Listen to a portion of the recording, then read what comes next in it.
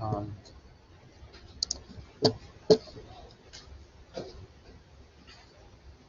so here it is, called Cheek Cell DNA Extraction Lab.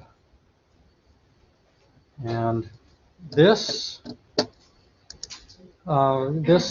these lab instructions came from the biological supply company who provide the kits. Where is it?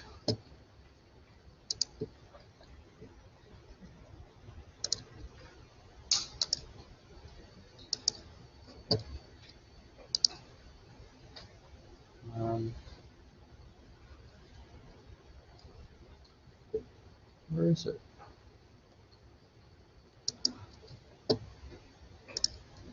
Trying to make it record what I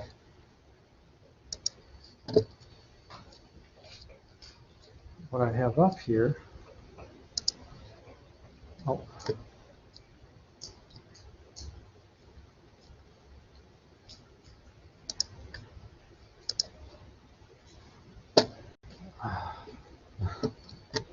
That's not right.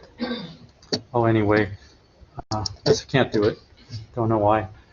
So this document is on Moodle, and it's got some background information about DNA. Most of it, that information you know already, but this is a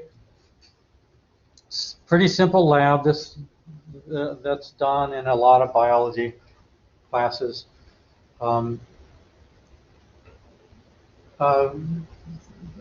You swish some solution in your mouth, and it's something like Gatorade that comes in the kit. You mix it with water, but you could just use salt water for that. And you swish it in your mouth. It tells you how long, and then it is something. Then you spit it out, and so that solution will have some cells from the inside of your mouth, the epithelium, the cheek cells are called, from the inside of your mouth.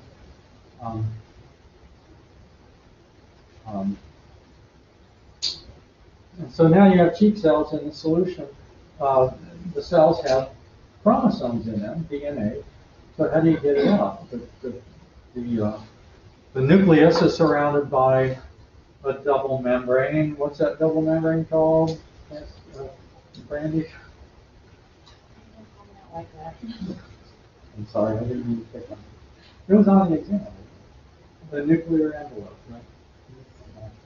The nuclear envelope. And then that is surrounded by the plasma membrane, right? All the membranes are made out of what? What's that stuff?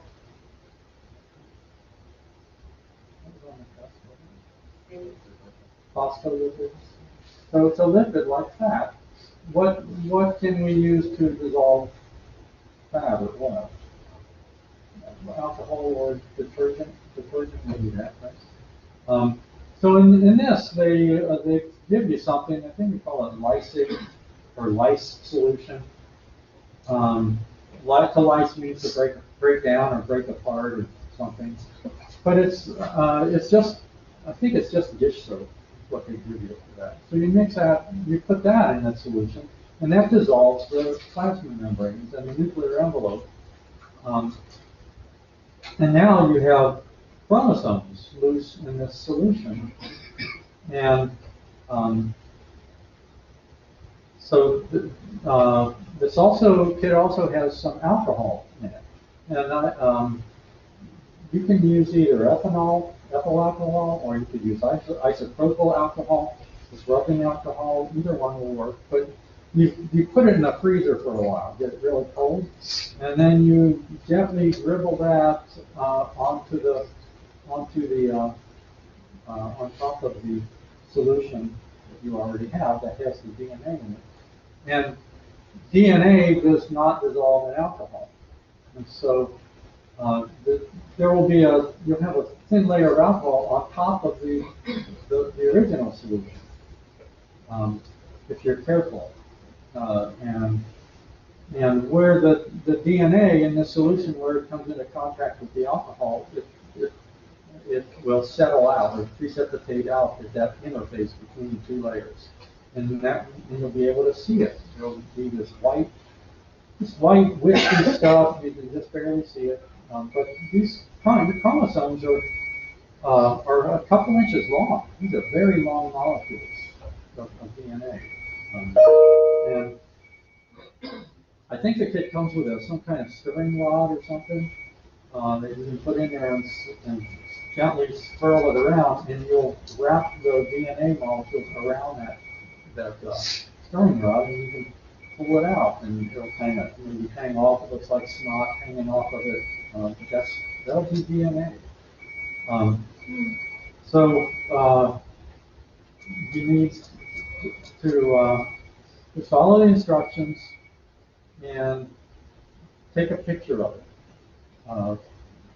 If your DNA appears between those two layers in your give you a little, it's like a test tube with a screw on lid that you do this in. When it appears, take a picture of it, and that's all you need to submit. I'll have it's not on there yet, but I'll have some kind of, I call it a quiz, but it'll just be a feature where you can load your picture and submit it, and that'll be your all you have to submit. And if it doesn't work, like maybe you don't have any DNA, you're some kind of alien creature not of this earth, so you don't have DNA or something. I don't know if there's enough materials in there for a second try. But if it doesn't work, let me know, email me, and I'll decide what to do. I hope it works for everybody. It usually works pretty well. Okay, I want to talk about that, and wanted to also, we're about the middle of the semester, and I had planned tentatively on having presentations in here, and I even have factored that into the grading for the course, and everyone loved that idea? Right. Who said no? You'd rather do a paper? I grade papers more strictly than I grade presentations. I mean, for a presentation, you stand up here for 5 minutes and it's over. And if you do, I don't expect much. I just expect you to don't do this and read from the PowerPoint. If you do that, I might as well give you a 0, because that's not a presentation. But every semester, I get students who do that and do exactly what I tell them not to do. So all you do is stand here and just act like you know what you're talking about for 5 minutes, and refer to a PowerPoint with maybe 5 slides, and then it's over. You probably get 95, 98, 100% on it. Might be the highest grade you get this semester. I don't mean to insult anybody, but usually presentations help everyone's grade. Unless you're one of those students who gets 100% on exams. And I like presentations because I always learn from the information that students present. A lot of students come up with some really weird topics that I would never even know about, except that you guys come up with them, and I always learn something. So, did I talk you into it? I usually want to do it now. You okay? Anybody else really hate the idea? And one student, tell the story of a student who said that she said, "I swear I'll faint. I will fall down and faint if you make me do a presentation." And every time I brought it up all semester, she said that. And she said she can't talk in front of people, and yet all this complaining of talking in front of people, she did way more talking in front of the class in her complaining about than she would have if she'd just done the presentation. And so even though finally the day presentation came, and she was complaining. I will faint if you make me do it. And so then I said, well, to the rest of, I said, well, if it's okay with the rest of the class, I'll let you do an alternative assignment. And I said, how about instead of presentation, you do like a pamphlet, like about a disease or something, like you see in a doctor's office. They usually have racks of pamphlets about diseases. Make a pamphlet like that instead of your presentation. And she said, well, I don't want to do that. That sounds like too much work. and then she said, I'll just do a presentation. And after all that, and then I do it, and then a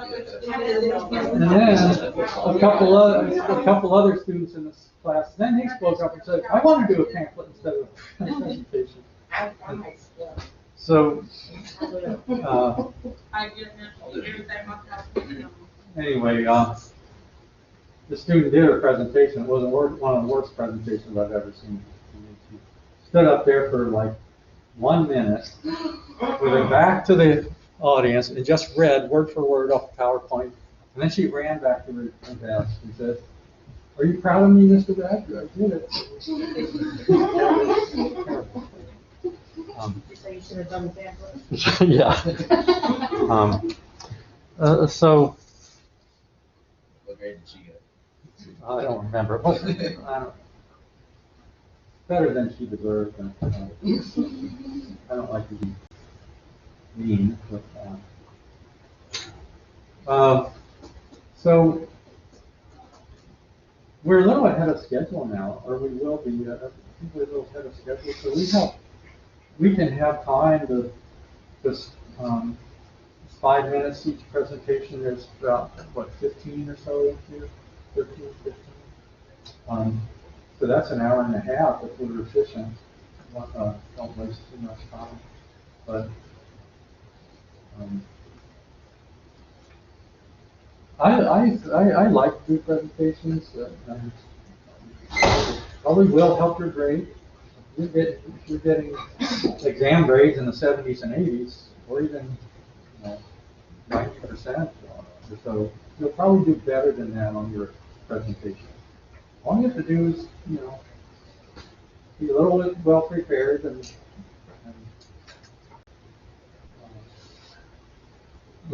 make sure you rehearse. Because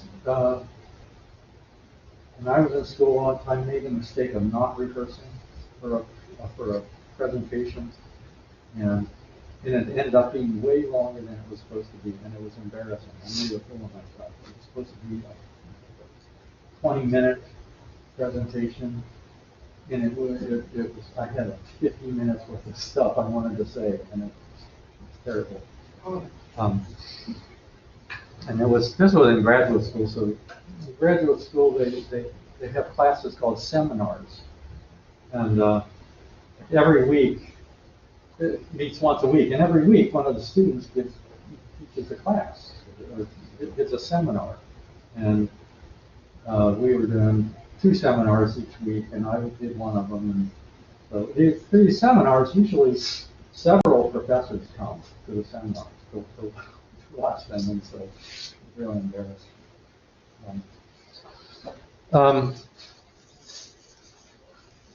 So when should we do this? Let's look at our schedule. So there's a test next week, is that correct? Is there? We better look. You just had a test, right? I don't want to do another one. It didn't say what chapter it was on. So. That might be where's? No, I can't find.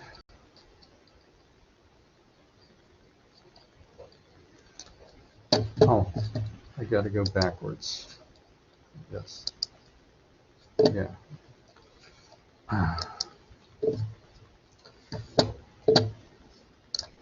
Let's look at their schedule.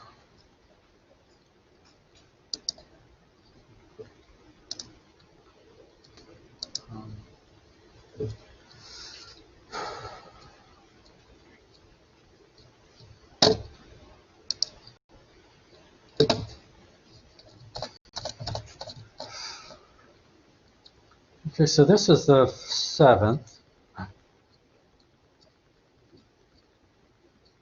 No, test in 2 weeks. Oh, okay. I saw it on the homepage. Yeah. Oh.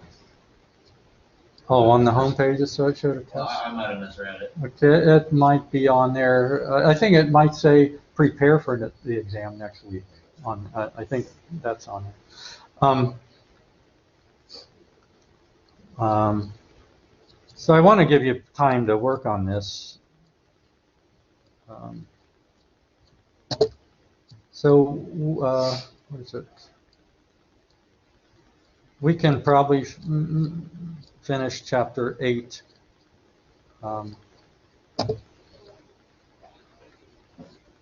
Yeah, tonight. And I had scheduled some time next week to work on those as well. But so we're a little ahead of schedule, and if we stay ahead of schedule, maybe we could do it like maybe the last class before Thanksgiving. Would that be? Or is anybody or any of you guys planning to skip class that week? That's no, it's not. It wouldn't be Thanksgiving week, right? We don't have class that week, right? So yeah, so maybe the week before Thanksgiving would be the 18th. So that's like 6 weeks from now. There should be enough time to do this, right? I have a lot of information on that.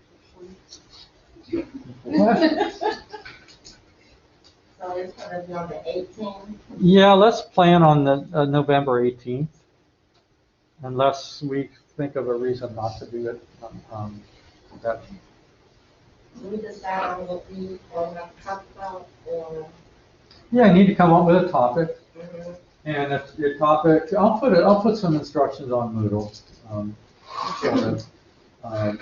But just a topic related to something in biomedical science, anatomy and physiology. So it could be a disease, an injury, a congenital or genetic abnormality, or a treatment, or a surgery, or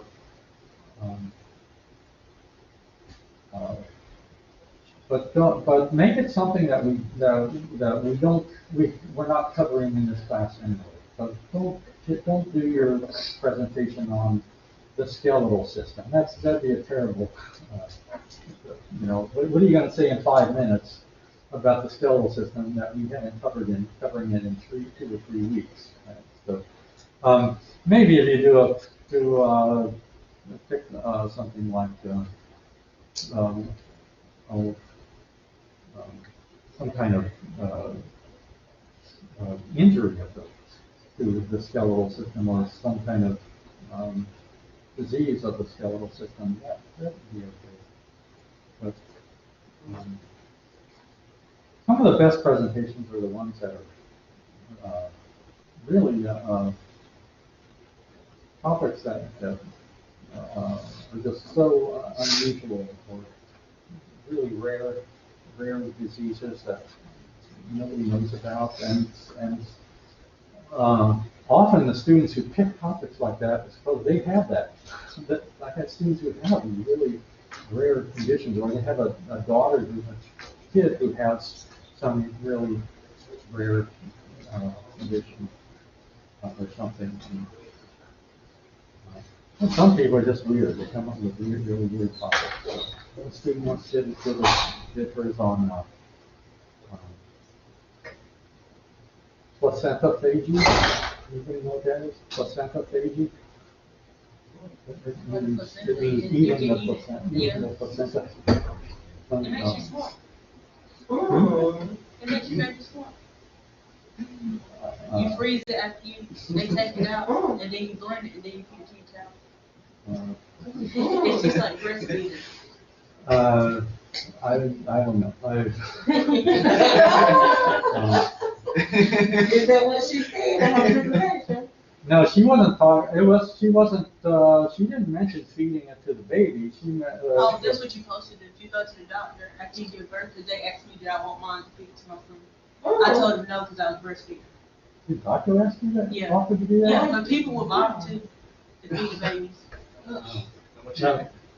you Oh. No, sometimes the You can look it the up. father Kardashian will, fed to her the now. father eats the placenta. Well, I don't know. Not criticizing anybody, but that's weird to me. Uh, Okay, anything else we need to talk about? So I'll get these grades. If you want to see your grade before you leave, you can. Otherwise, I'll get them on Moodle before I go to bed tonight. I go home.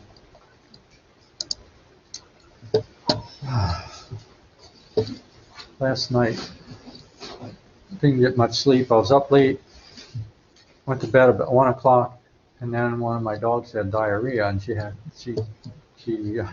I keep getting up to let her out, and then she got me up at about 6 o'clock, and my first class, I didn't have to be here till 11, so I was going to sleep in a little bit, but I thought I'll just stay up.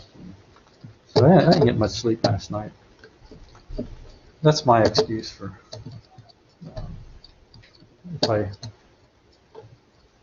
sound like I don't know what I'm talking about, more than usual. Okay, so we were going through the bones of the axial skeleton, right? And anybody remember how far we got?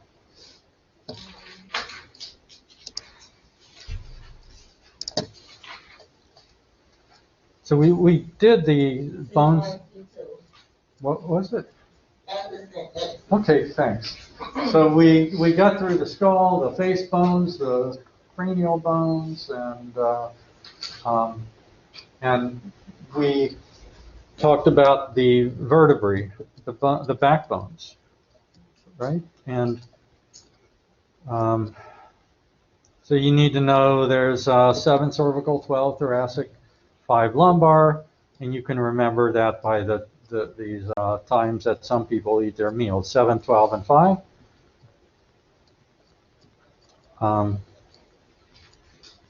And there are these curves, these normal curves of the spine, cervical, thoracic, lumbar, and sacral, and each one is the opposite of the one above and below it. So backward C, forward C, backwards C, and forwards letter C.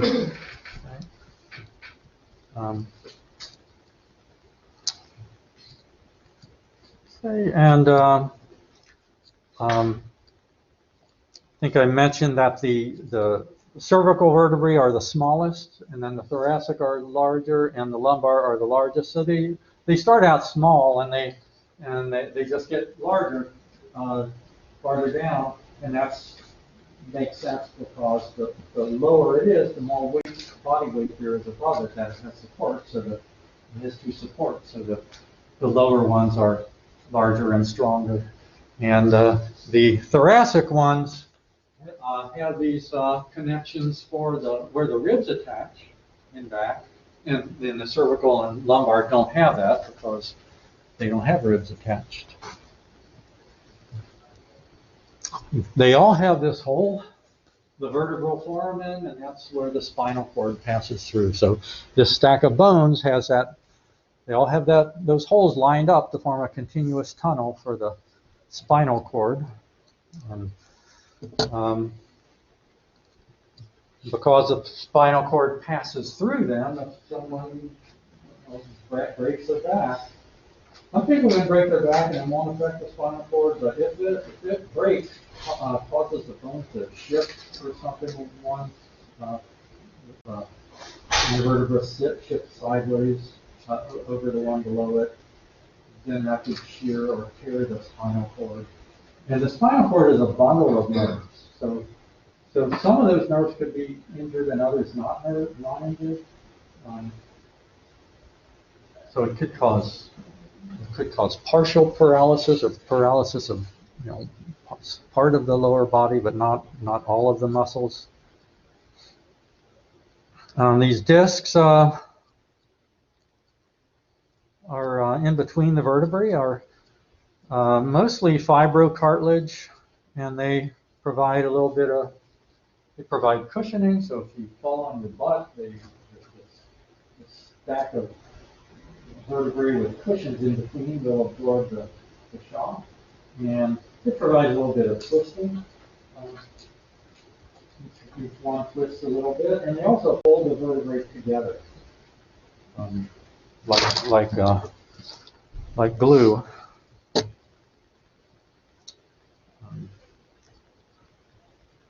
You don't need to know all the details of all the parts of these vertebrae. Way more detail than we need to know.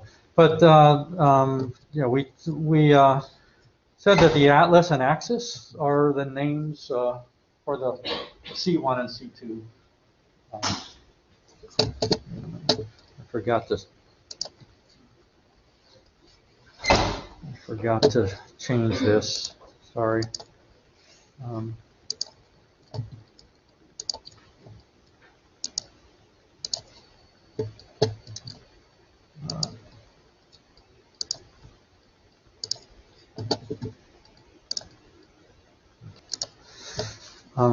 So C1 is called atlas, and the C2 vertebra is called axis, and they provide a lot more rotation, they allow this kind of movement and this kind of movement and this kind of movement way more than the other vertebrae can. So they have larger articular surfaces on them, and they're not rigidly held together by vertebrae or by intervertebral discs as the ones below them. So they allow a lot more movement. Okay.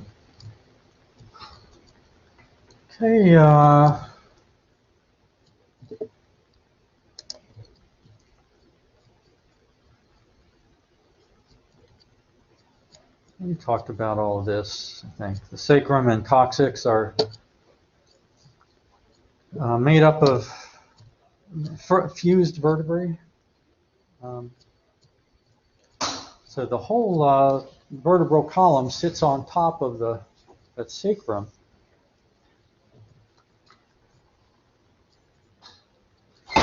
Okay, so moving on from the vertebrae, the thoracic cage includes the thoracic vertebrae in back, but also the ribs and the sternum in front, and the costal cartilages. The word costal means rib.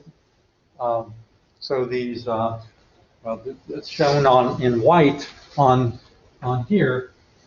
The ribs are bone, but this white part is cartilage, called costal cartilages, and so they attach the ribs to the sternum, the breastbone in front, and those cartilages are flexible, and that's what allows for chest compressions in CPR.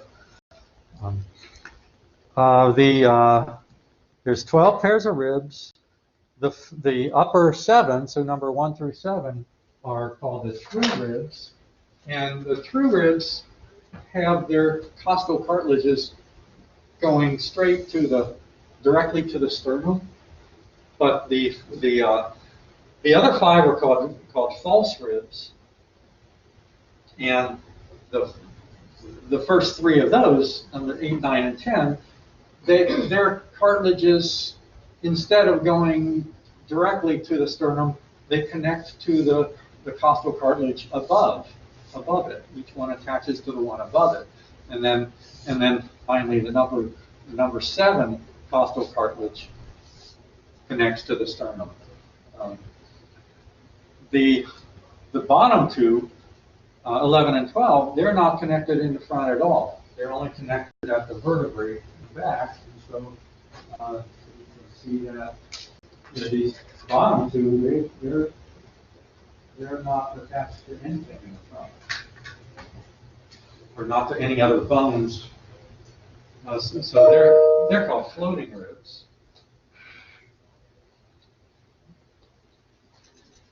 So 7 true ribs, 5 false ribs, and the false ribs include the floating ribs. The sternum, breastbone in front, well, it has 3 parts. You need to know the names of the 3 parts. The middle part is the longest part, and that's just called the body of the sternum. But at the top, this small piece is called the manubrium. It's labeled on there, manubrium. And the clavicles, or the collarbones, attached to that manubrium. And well, in the bottom, this little part that projects down below the costal cartilages is called the xiphoid process.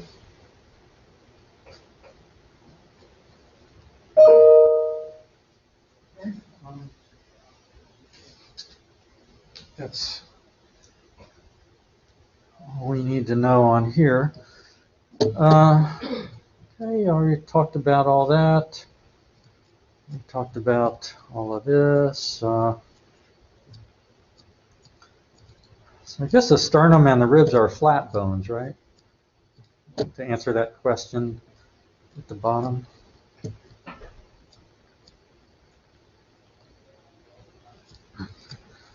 Okay, ribs, I already talked about this. True ribs, false ribs, floating ribs, attached to the thoracic vertebrae. Here you see where they're connected to the vertebrae in the back.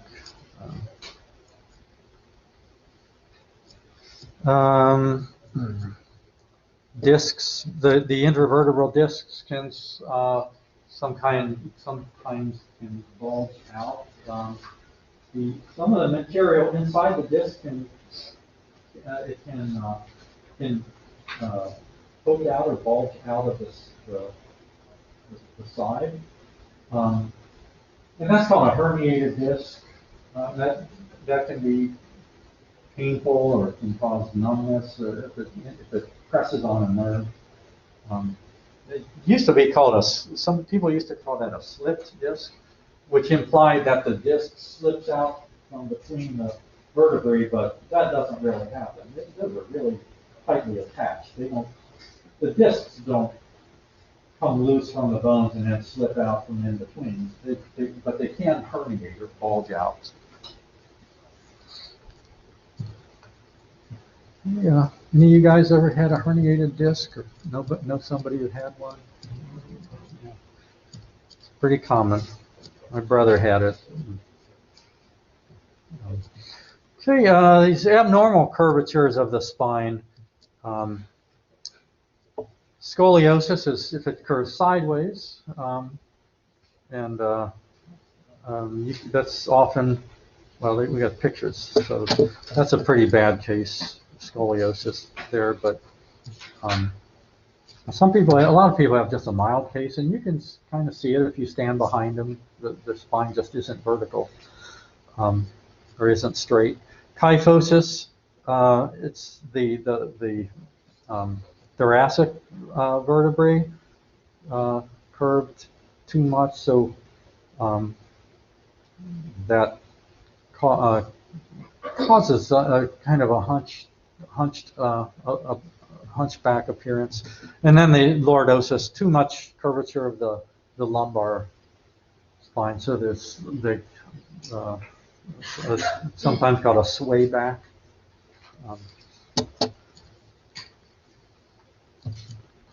Okay, the spina bifida is a condition, it's a congenital condition, some people born with that. This is a pretty bad case in this picture. So we're looking into the spinal cord of this person. And why that happens is, or how that happens is, the spinal cord starts out in an embryo. We take a cross section. So this was a real early embryo, and we take a cross section through it, and we look at that cross section. before the spinal cord even starts to form. So there's no spinal cord, but then these cells along what will be the back of this baby, these starts to fold in like this. And then it folds in more and more until eventually this closes off and forms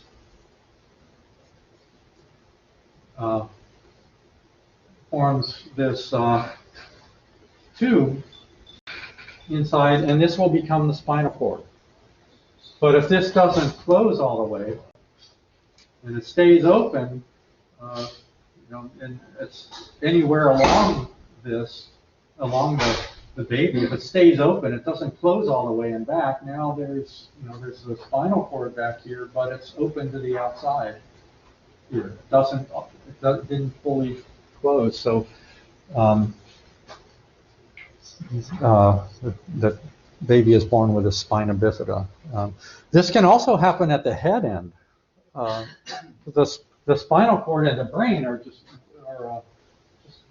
one continuous, kind of like one continuous structure.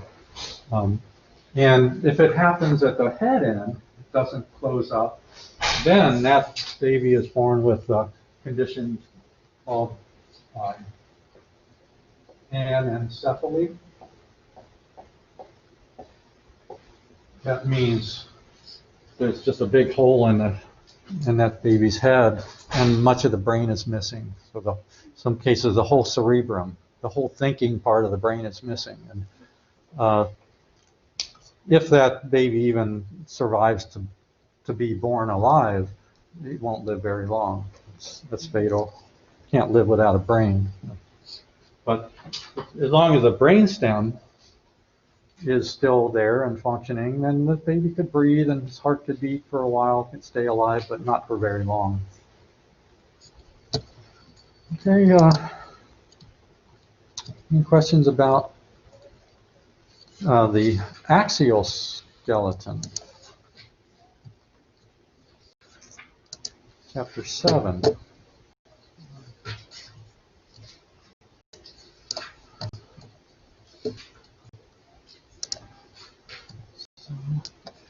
Need to move on to appendicular skeleton, chapter 8. Is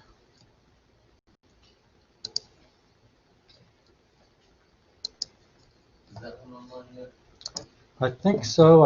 I got it on there late, but I think it's on there. Yeah.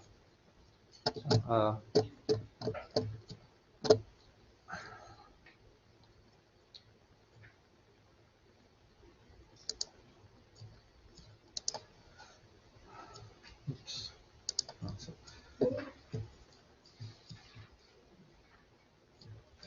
Okay,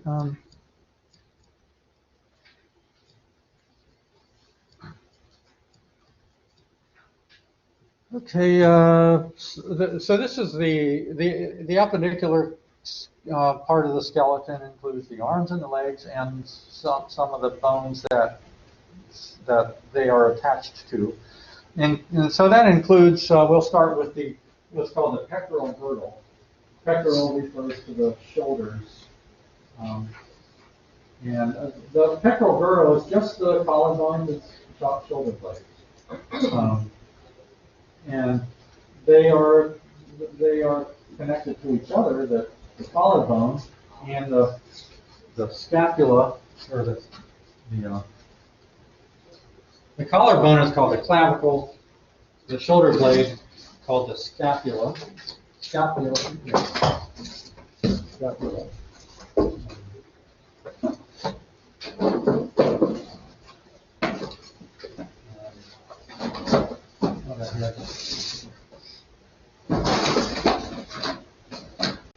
Here's a scapula and a collarbone. So this is that's the same. It's a left scapula, and this is a clavicle. The clavicle is shaped like the letter S. That is double curved, and they attach together like this. Attach like this. And the scapula have these two processes, these bony processes. Remember the word process means part of it sticking out. This lateral one is called the acromion process. If a better picture. Yeah. The acromion process sticking out here, and that's where, as you see, the clavicle attaches to that up here, and that forms a joint called the acromioclavicular joint. Acromion connected to the clavicle, so it's called the acromioclavicular joint there. And that's a little joint that's above the actual shoulder joint, where the arm attaches to the scapula. Scapula has this little cup-shaped surface that forms a socket for this ball and socket joint, where the big round ball on the head of the humerus fits into there and forms this ball and socket joint.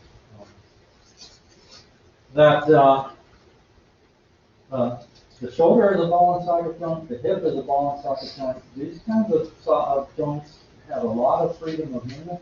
I can move my arm like this at the shoulder, I can move it like this, and I can twist it. All of that one joint. The same with the hip. You can go this way, and can rotate it. If both of these joints can come apart, that's an injury if that happens. Right? If the ball and socket joint comes apart, if that ball comes out of the socket, so the humerus is popped out of joint. It's either behind the socket or below it or in front of it. We call that a dislocated shoulder. Right? If this AC joint comes apart, that's called a separated shoulder. I had my shoulder separated, my right shoulder, and I had surgery. The way if it's a really bad, just completely ripped apart, the ligaments are just destroyed, like mine. What they did was they cut off the end of my collarbone. It just eliminated that joint. So all it does is hold your collarbone from flopping around at the end. So the surgeon cut off the end, cut off like a ½ inch off the end of my collarbone, and drilled a hole through the collarbone there near the end, and he threaded a ligament through there and fastened that ligament down on the scapula. And so that's that's what holds my collarbone down now. I don't have an AC joint anymore. It looks weird on an X-ray. It's a gap there where my AC joint is supposed to be. But it fixes perfectly. They do that all the time for that kind for separated shoulder. Some people get arthritis in that joint really bad. It gets so loose from arthritis that some of the shoulder ligaments will slip in there, in that gap where that joint opens up, and then the person moves his arm a certain way and it pinches that tendon in there. It's very painful. So they do the same thing for somebody like that. Just eliminate the joint, just cut it off, cut the bone off, and fasten it down with some extra ligaments, little farther back, little farther medial. What do you do for a dislocated shoulder? What? Stabilize. You gotta get it back in somehow. What's the term for that? Put it in a dislocated joint and put it back in place. We call that. You know what that's called? It's called reducing. Reducing it. You know where that. Any joint that's dislocated, putting it back in place, they call it reducing the dislocation. So, how do you reduce a dislocated shoulder? Anything like that?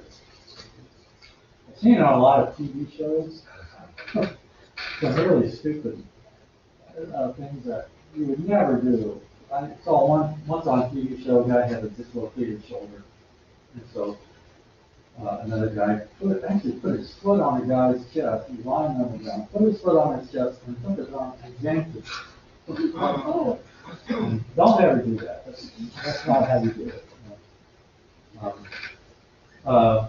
One way that I've done, I used to be an EMT, I've seen some separation, dislocations, and one way that I learned that works sometimes, not all the time, but take the person's arm, you put his elbow right on his belly button, and then you take his hands back here like you're going to throw a ball, but then you swing his arm across to touch his other shoulder.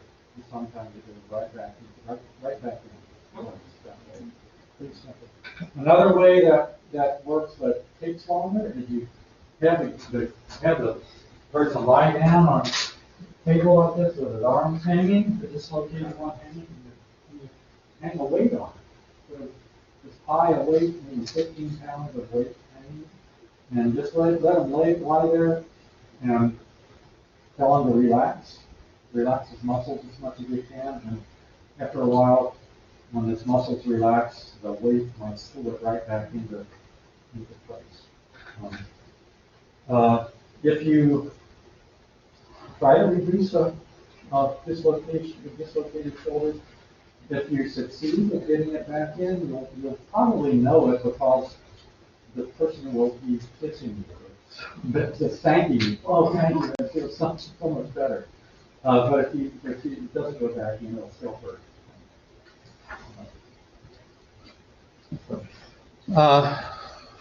Okay.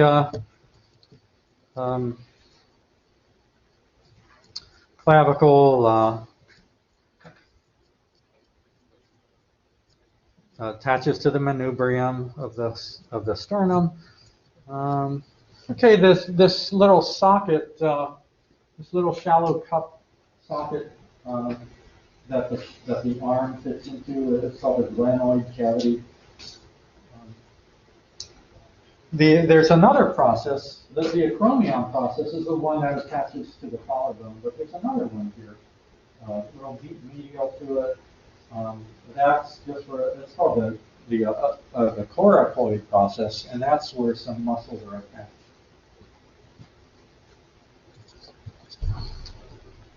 Hey, the scapula, as you'll see, it doesn't have any, it doesn't articulate, or it's not attached to any bones in back here. They're just muscles attached to it in back.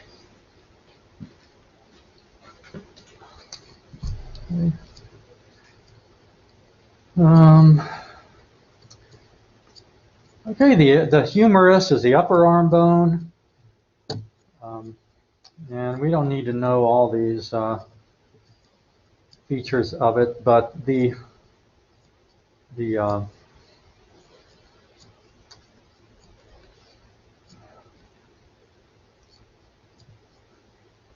well, it forms this ball and socket at the shoulder, and it forms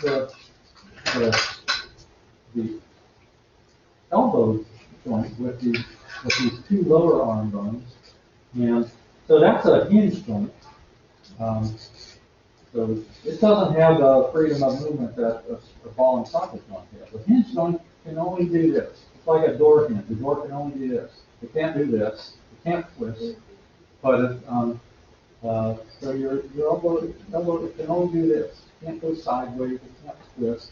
Your forearm can twist, but the elbow joint can't twist. But there's actually two joints here at the elbow.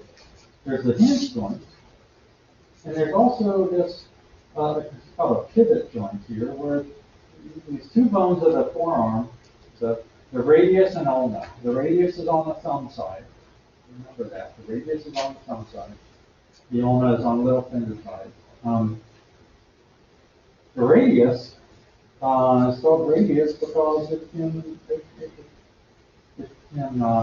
twist, and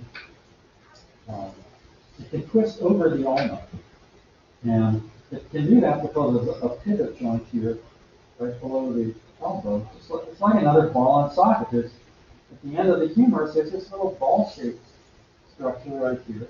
And at the proximal end of the radius, there's a little socket that fits into that ball. And also, on the side of the radius up here, it has a round surface that rubs on a little notch in the ulna next to it. So that allows the radius to turn real nicely there. And that's what allows you to rotate your hand. So that's not happening, that's not the hinge joint at the elbow doing it, that's that little pivot point of the radius twisting over the ulna.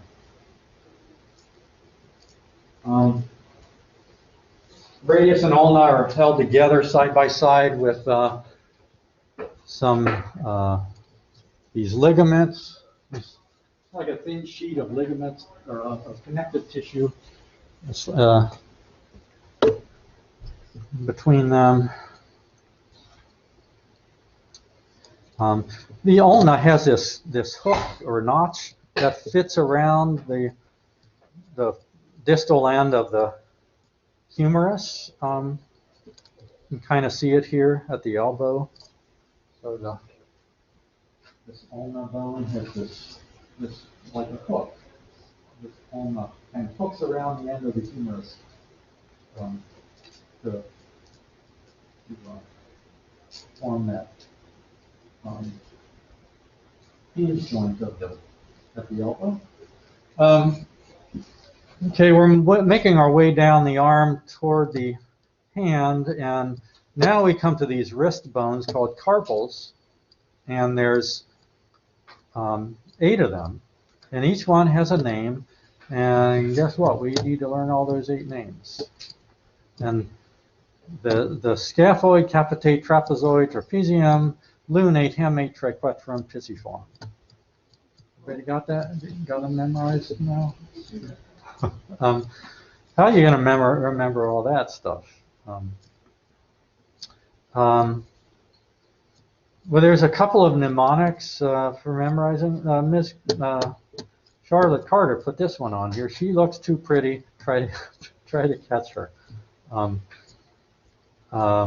that one will work. So how do we use that?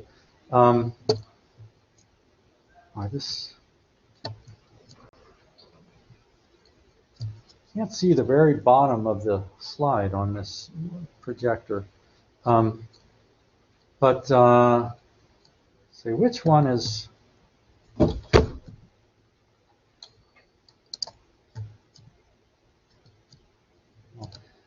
Doesn't even tell us which view is anterior and which is posterior. It should tell us, but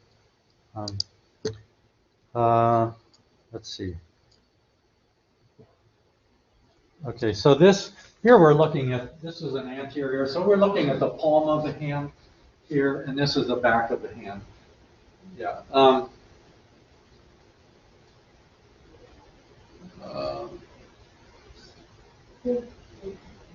Where is that left and right? I know. But there's 2 rows of 4 bones. A proximal row at the top and a distal row below that one in the wrist. So the wrist has two rows of 4 carpal bones, and we need to identify each one. And so the proximal row is scaphoid, lunate, triquetrum, and pisiform. And it's hard to tell, but the pisiform is on top of the triquetrum, or it's closer to us than the triquetrum.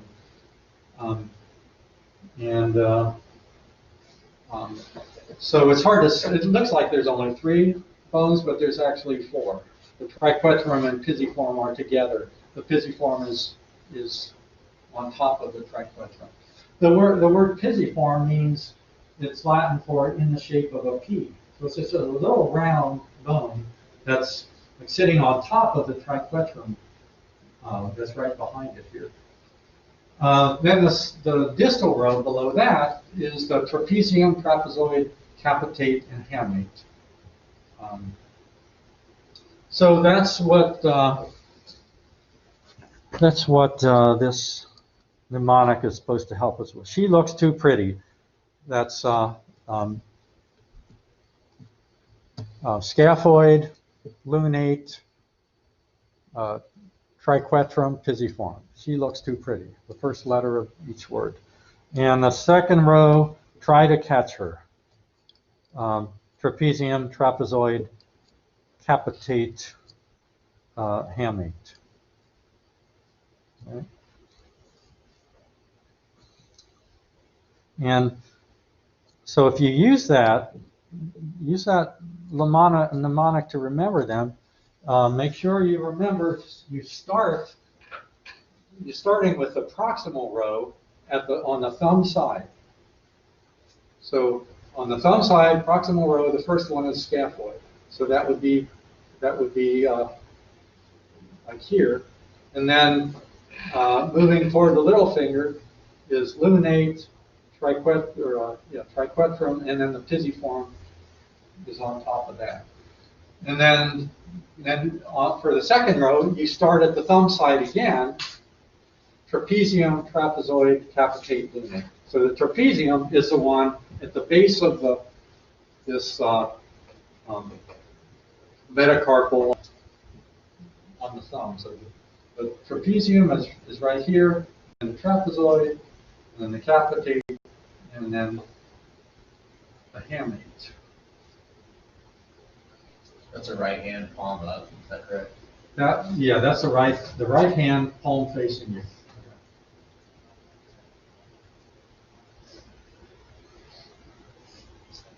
If this was if we could actually have a real lab,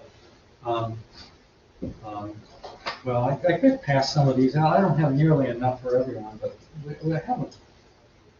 This is a natural hand bone, hand skeleton, just like this.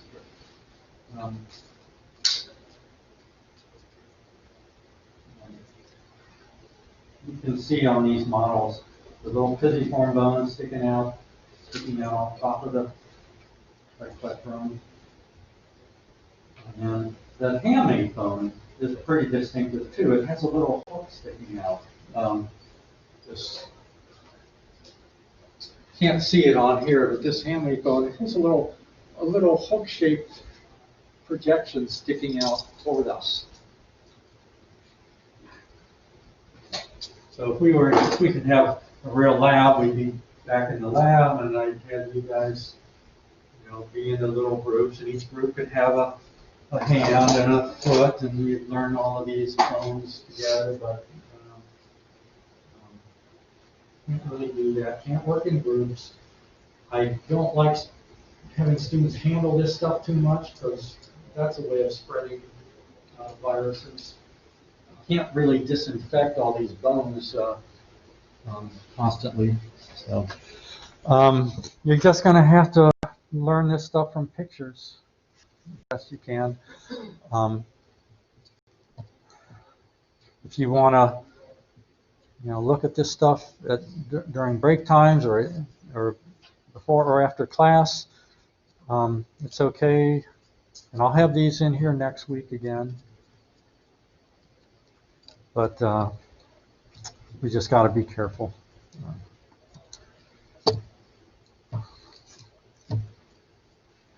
Even though Donald Trump tells us we don't have to be careful about this trivial little inconvenience of COVID-19. Okay. Another mnemonic that the medical students use is this one. I didn't make this up, but it's some lovers try positions that They can't handle. Whatever that means, I don't know what that means, but that's what it means.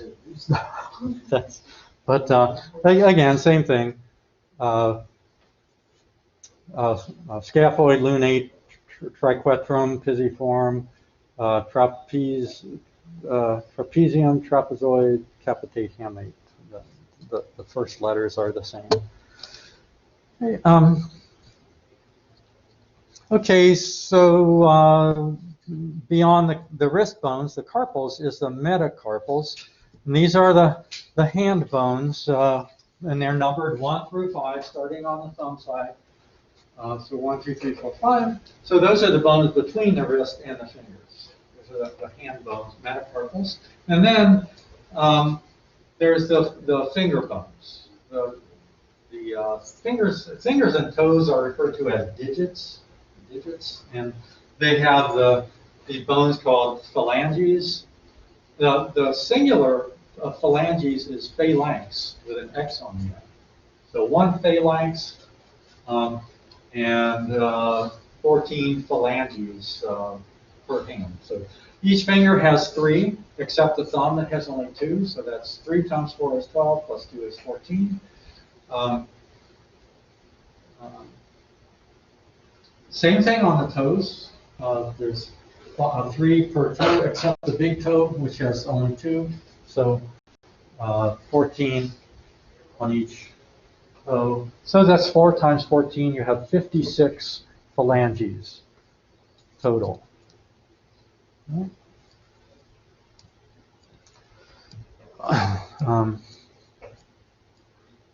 These bones of the wrist are held together by ligaments. So all of our joints are held together by ligaments. And so if you sprain a wrist, you're just stretching or partially tearing some of those ligaments.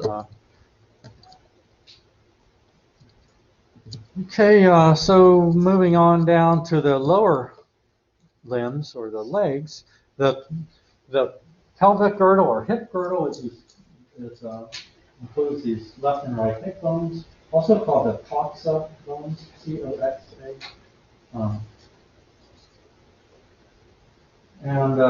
So they're attached to the sacrum. These joints are called sacroiliac joints between the sacrum and the upper part. Well, each hip bone is actually 3 bones fused together, and the upper part is called the ilium. So that's called the sacroiliac joint between the sacrum and the ilium of the hip. So here we see the hip bone, and the 3 parts are color coded here, but on an actual hip bone you can't tell. It just looks like one solid bone. Here's one. It's just all one piece. But the upper part, the ilium, it has this ridge called the iliac crest, and maybe you can feel that on yourself. Iliac crests. The front part of the hip bone is called the pubis. So that's the pubic area, and it's here. And there's a narrow cartilage, about 1.5 inches long and 1/4 inch thick, that holds those 2 pubis parts of the hip together in front. It's called this pubic symphysis, that cartilage. And then the part you sit on is called the ischium.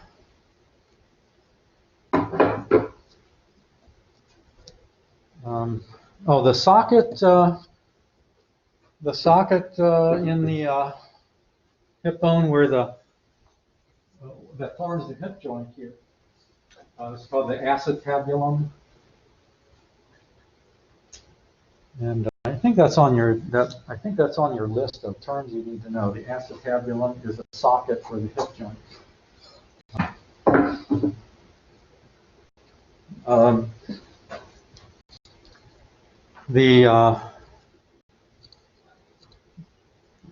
don't worry about that pelvic brin. You don't need to know that. Don't need to know this about the false and true pelvis. Don't worry about that. Male and female hips are shaped a little different. The female, it's it's wider, and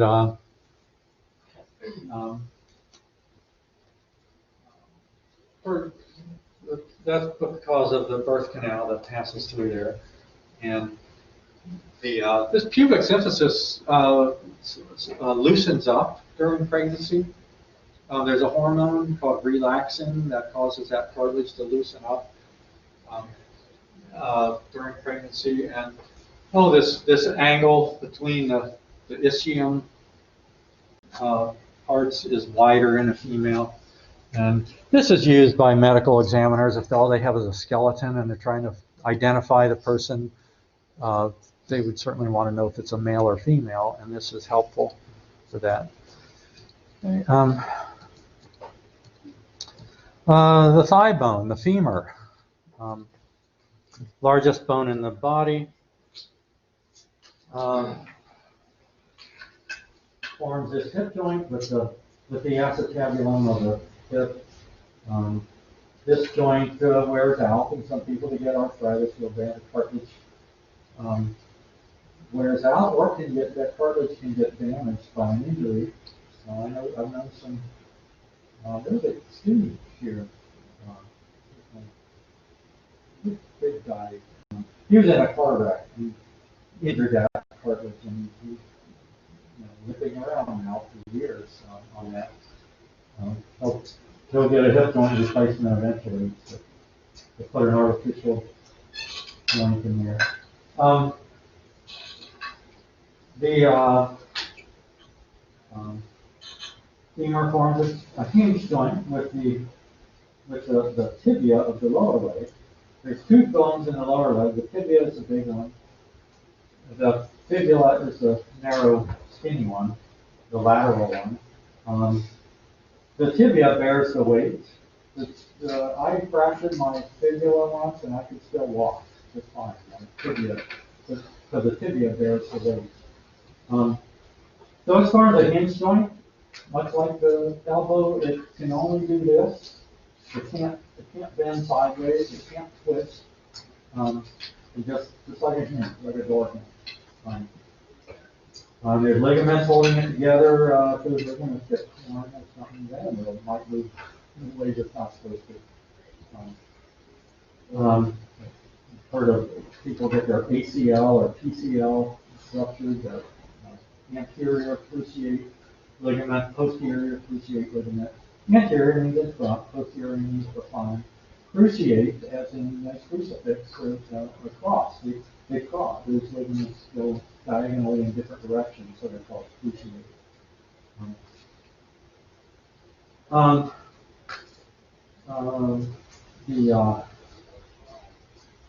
The patella, the kneecap, it's attached on this model, but it actually slides in a little groove on the distal end of the femur in front here. So the muscles in the front of the thigh, these are the muscles that support my weight when my knees are bent. If I stand up from a squat, it's these muscles that are doing that. And they're pretty big, strong muscles, and these muscles continue as a tendon across the front of the knee, and they attach on this bump here in the front of your shin that you can feel.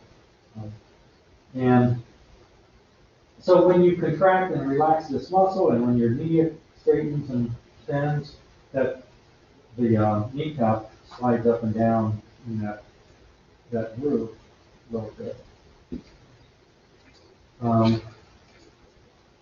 The cartilage, there's cartilage on the back of the kneecap and on the front of ending that groove, and that forms that's called the patellofemoral joint, where that patella slides in that groove. And if that cartilage wears out, some people that cartilage wears out or gets ragged, and you can sometimes feel that. Somebody has pain in their behind their kneecap. They can sit on a table like this. Have to straighten their bend their knee, and your fingertips on their kneecap. You can feel like there's gravel punching. It's not smooth, you feel the rock. That condition is called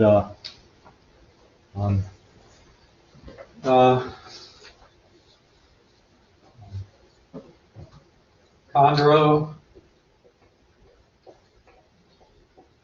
This is one word, chondromalacia patella.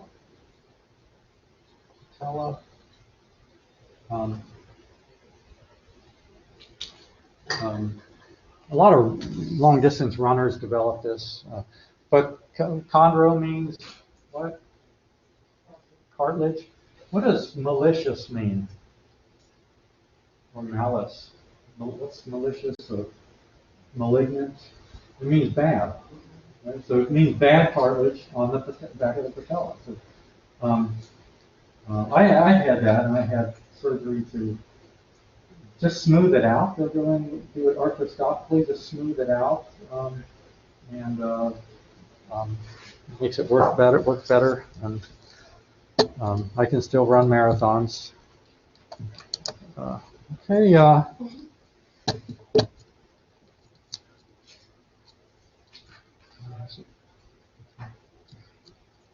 Well, we only go to 8:50, right? Okay.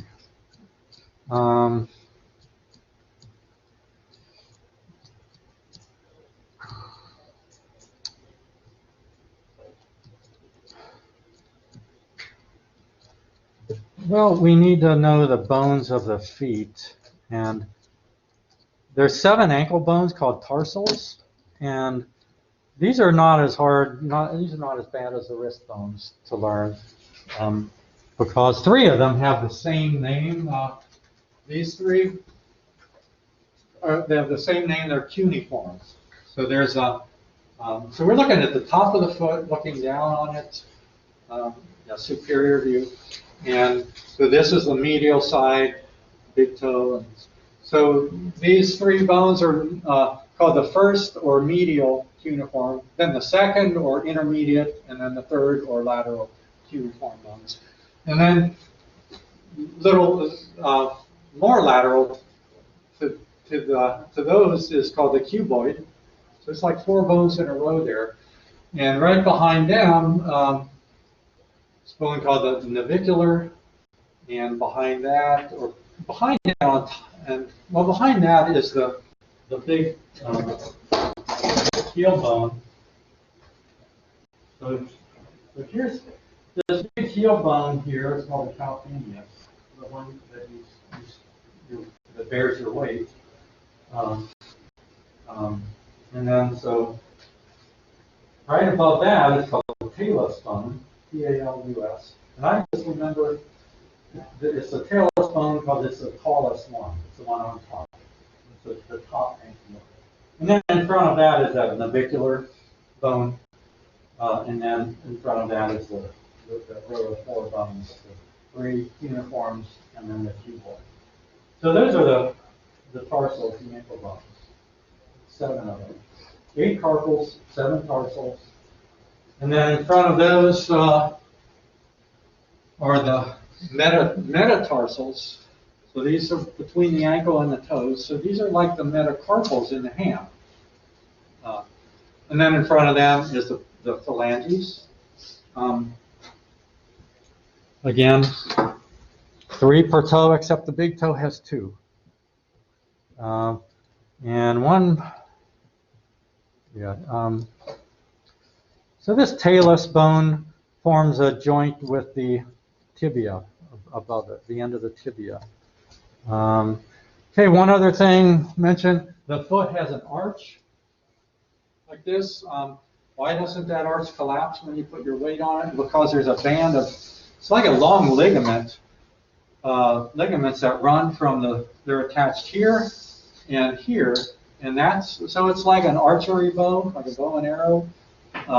These are the bow, and this is like the string of the bow that prevents it from collapsing. Some people get a condition that where this tissue is attached, and that ligament, that connective tissue is called the plantar fascia.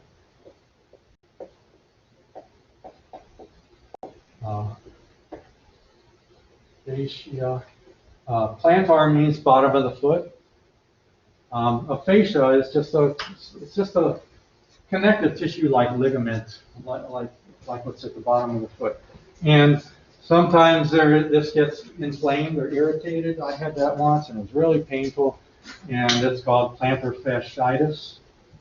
How do you spell that? There's two I's, fasciitis or something. Okay. I think that's all. Okay. Any questions?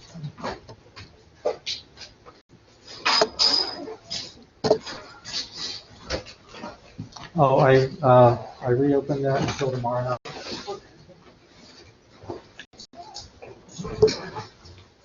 Oh, okay, everybody has your lab kits, we said, right? Okay, so I brought some stuff in case you didn't. I was going to give alcohol and stuff, but nobody needs that. Okay.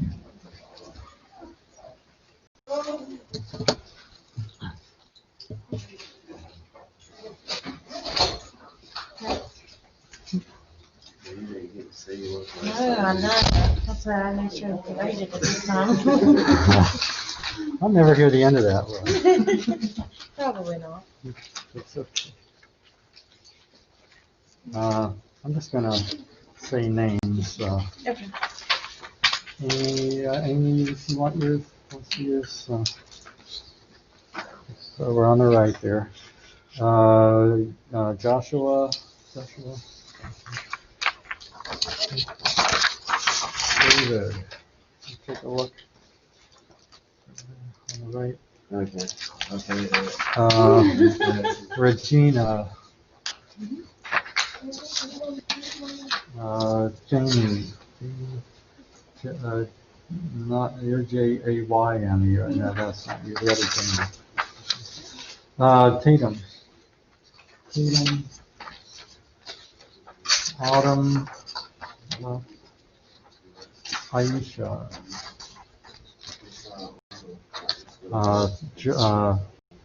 Jamie. Marche. Brandy. Very good. That's everybody, right? Are you gonna do like you did last time, giving back to us with the exam? Yeah. I didn't really get the osmosis and the diffusion. You had a hard time. Yes, That was really the good. quiz, I just didn't understand it. Like, I don't know. That hurt you on this test. Hmm? That hurt you on this test, I guess. I think I still know that. I still praise it, but I still don't understand it. I looked at the information that you gave me in the comments for the quiz, but I still don't understand it. Like, I have a problem with the diffusion, osmosis, active transport. Yeah, I get all the terms mixed up. Yeah, like I get them mixed up. Yeah, they're not easy concepts. I recommend, and maybe I should do it in class, some videos or some good videos. Right. Just because I can just talk about it and show pictures, Mhm. but actually watching a video or an animation showing what happens might. I watched the video that you had put on Moodle. Yeah, that just explains the experiment. It doesn't really explain. Right, It doesn't right, explain right, what right. the fusion. Because what it was, I think it said that you put sugar into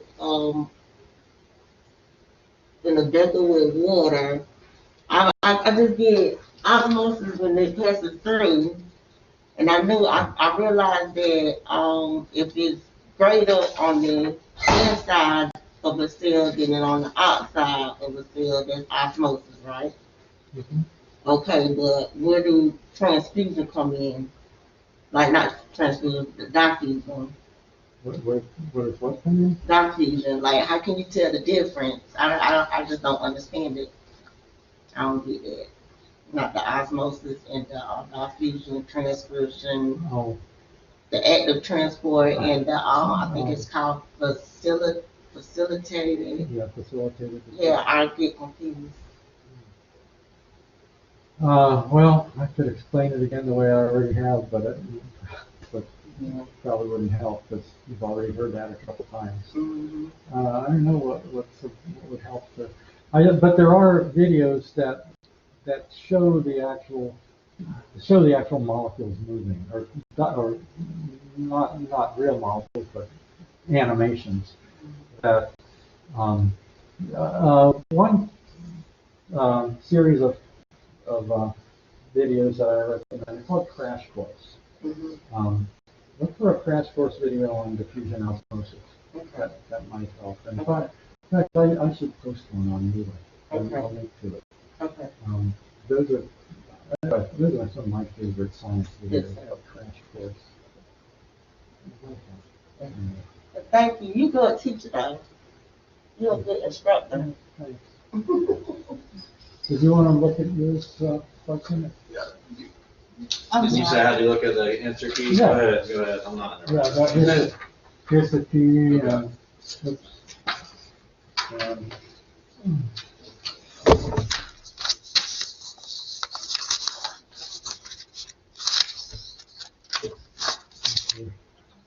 Regina? Hey there, so, here are my pictures from this cheek cell extract. I'm just trying to see. You did that already? Yeah, so, You did it very fast. no, but what I was trying to see is which photo you were gonna want us to submit. Here's where it's already separated, yeah. That one would be great. That's That fine. one? Okay, so just submit it to them. Yeah, I'll have something on Moodle where you can just load it on there and submit it.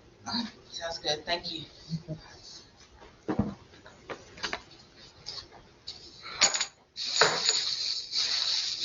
Did you already get what you need off here, then work on it?